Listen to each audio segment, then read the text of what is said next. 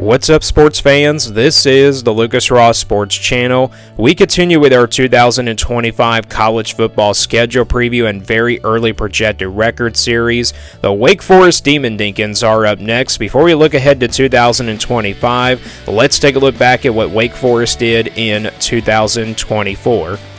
Here are my projections and predictions last year for Wake Forest. My projection for this team was 5-7, and then my prediction for them was 6-6. So I had this team projecting to miss out on a bowl game, and then I had them going 6-6 and making it to a bowl game.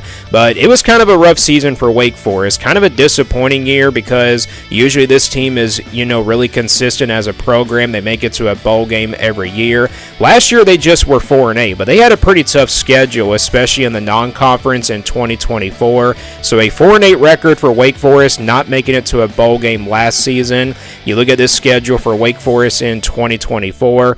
First off, in the non-conference, they played North Carolina A&T. That was the only easy game that Wake Forest had on this non-conference schedule. And then they played Ole Miss out of the SEC, of course. Then they played Louisiana out of the Group of Five, out of the Sun Belt. And then they played UConn out of the American on the road. So yeah, they beat UConn and North Carolina A&T, but they lost to Louisiana. Yeah, that was kind of a disappointing loss there for Wake Forest. And then they obviously did have no chance whatsoever against the Rebels of Ole Miss. Yeah, that team was in the top 15 pretty much for the most of the year last year. So yeah, pretty tough non-conference schedule when you got a couple of those losses there with Ole Miss and Louisiana. And then in the ACC, they had a pretty tough conference schedule as well. First off, in their home games, they played Virginia, Clemson, California, and Duke. So they played 4 home games in the ACC. And then on the road, they played at NC State, at Stanford, at North Carolina, and then, of course, Miami. So they had to play North Carolina and Miami both on the road in back-to-back weeks. But yeah, Stanford out west, that was a pretty tough game there, but they were able to win it. But they beat NC State on the road as well. So it looks like they struggled at home more than they did on the road last year. So again, this schedule was very tough last year for Wake Forest. Can they turn things around in 2025? Well, I think the schedule does set up pretty well for them. Here's a look at that schedule. And before we go game by game for Wake Forest, let's take a look at who they will play in the non-conference this season. So you look at this non-conference schedule, they will play Kennesaw State, a former FCS team, but now they're a Group of 5 team. I think they were in the Conference USA, if I can't remember correctly, but they weren't really that great last year. Western Carolina, an FCS team there. Then they play Oregon State on the road out of the Pac-2 or the Pac-12, whatever you want to call it. And then they got Delaware, so a pretty easy non-conference schedule for Wake Forest, in my opinion. Oregon State is going to be tough because it's on the road, but yeah, Wake Forest definitely will have a shot to win that game. But the rest of the games are pretty much cupcakes that Wake Forest will be definitely favored in. And I know they lost to Louisiana last year, but Wake Forest definitely will be big favorites in all these non-conference games. Not all of them, except for Oregon State. But yeah, you got 3 cupcakes on there, so a pretty favorable non-conference schedule for Wake Forest. Let's take a look at their home games in the ACC. They will play NC State, Georgia Tech, SMU, and North Carolina. So a pretty favorable home schedule for Wake Forest. NC State, they beat them last year. This time they will play them at home. You got Georgia Tech, which is a very winnable game, but Georgia Tech definitely going to be a pretty good team in my opinion. And then SMU could be a top 25 team, but that game is at home here for Wake Forest. So a potential upset alert game there. And then you got North Carolina. That's going to be a big game in my opinion because Bill Belichick is coming over to take over for that program. So yeah, that might be the biggest home game, but SMU is also a big home game as well. But they get all 4 of these games at home. A couple of them pretty winnable games, and then SMU and North Carolina might be a little bit tough. But yeah, that's your home schedule in the ACC. And now looking at the road games here in the ACC for them, they will play on the road at Virginia Tech, at Florida State, at Virginia, and then on the road at Duke. Kind of a tough road schedule. Virginia Tech and Florida State, 2 very tough places to play. Virginia Tech was a pretty solid team, so that might be their toughest road game on here. Florida State was absolutely terrible last year, so maybe that's a winnable game there for Wake Forest as of right now. And then Virginia and Duke, 2 games that they can win, but the Blue Devils were definitely a big surprise team from last year.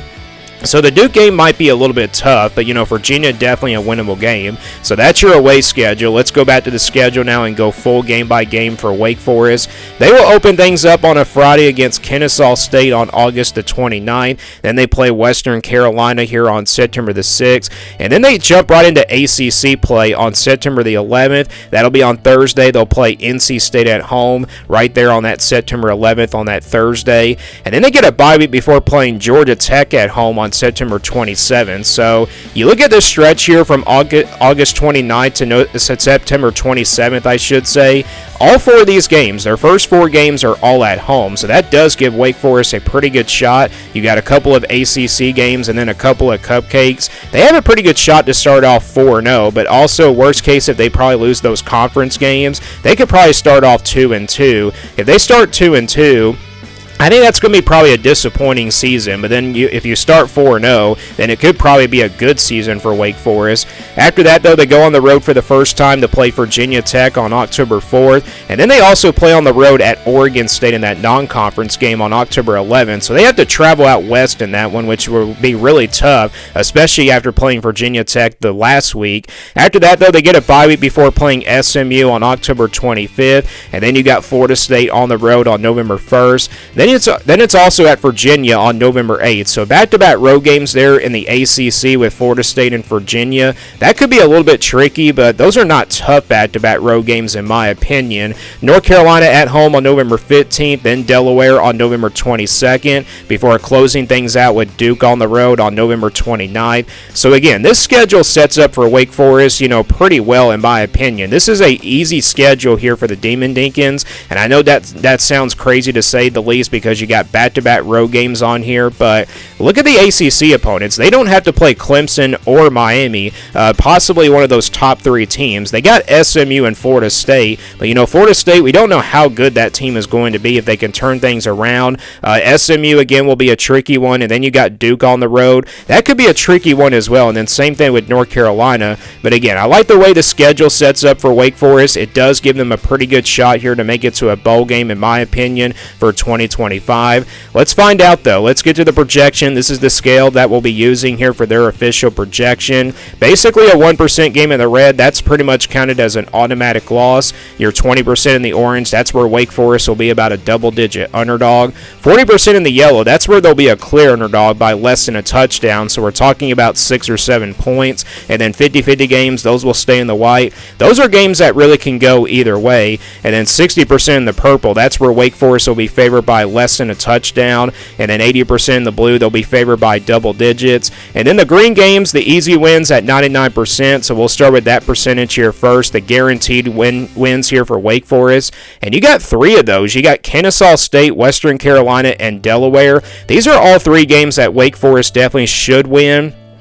Kennesaw State, they were just in the Group of 5 team from last year. They could probably be a little bit better this season, but they definitely probably won't beat Wake Forest at all. So, yeah, Wake Forest definitely will be big favorites in all 3 of these games. And, yeah, that's crazy that you got 3 games on here that are so easy for Wake Forest because some of these teams in the ACC, they have tougher non-conference games than Wake Forest does. And, yeah, Wake Forest, these 3 games right here, they definitely will be big favorites in all of them. So we're talking about 20-plus or maybe more than that. The difference probably is that Western Carolina and Delaware, those might be blowouts, and then Kennesaw State, they probably win that one at least by 30-something or maybe 20-something. But, yeah, all 3 of these games, these are your guaranteed wins here for Wake Forest. But you look at the rest of the schedule, there's not really any games you can favor Wake Forest by double digits or by less than a touchdown, so about 6 or 7 points. So let's go to the other side of this. I don't have any games, though, in the red and orange, surprisingly, but I got 3 games here in the yellow for Wake Forest. You got Virginia Tech on the road, SMU, and then also Duke. So I think Wake Forest in all 3 of these games in the yellow, they're going to be about 6 or 7 point underdogs. So we're talking about less than a touchdown, but definitely not losable games. Wake Forest definitely will have a pretty good shot to win one of these games in the yellow. I think at best they can probably win 2 out of the 3. If they win all 3 of them, that's going to be a big surprise in my opinion. But if they can win at least one of them, that wouldn't surprise me either. But if they lose all 3 of them, then yeah, it could be probably a disappointing season for Wake Forest. But again, all 3 of these games in the yellow, they have a pretty good shot to win some of them. And again, they'll be 6 or 7 point underdogs. So we're talking about a touchdown, like less than a touchdown, 6 or 7 points. So yeah, these 3 games right here, Virginia Tech, SMU, and Duke, are in that 40% range. And then that's going to leave you at 6 50-50 games. You got NC State, Georgia Tech, Oregon State, Florida State, Virginia, and North Carolina. So yeah, you got 6 50-50 games here that really can go either way here for the season for Demon Dinkins. NC State, they beat them last year, so that's the reason why it does drop into the 50-50 range. You know, NC State might be the better team, but Wake Forest has a pretty good shot here to beat them, especially on a Thursday night. And then Georgia Tech, I mean, that's not a pretty even matchup. I think Georgia Tech might be the better team, but they'll definitely have a pretty big shot in that game. And then Florida State, pretty tough place to play on the road. Same thing with Oregon State. And then, Virginia, that's a pretty even matchup. And then North Carolina, again, that's going to be a big-time home game here for Wake Forest for 2025. So, again, all 6 of these games, these are really games that can go either way here for Wake Forest for 2025. So what does the projected record come out to be here for the Demon Dinkins for 2025? Well, you count the 3 green games as guaranteed wins, and then you average out all 3 of these games in the yellow at 40%.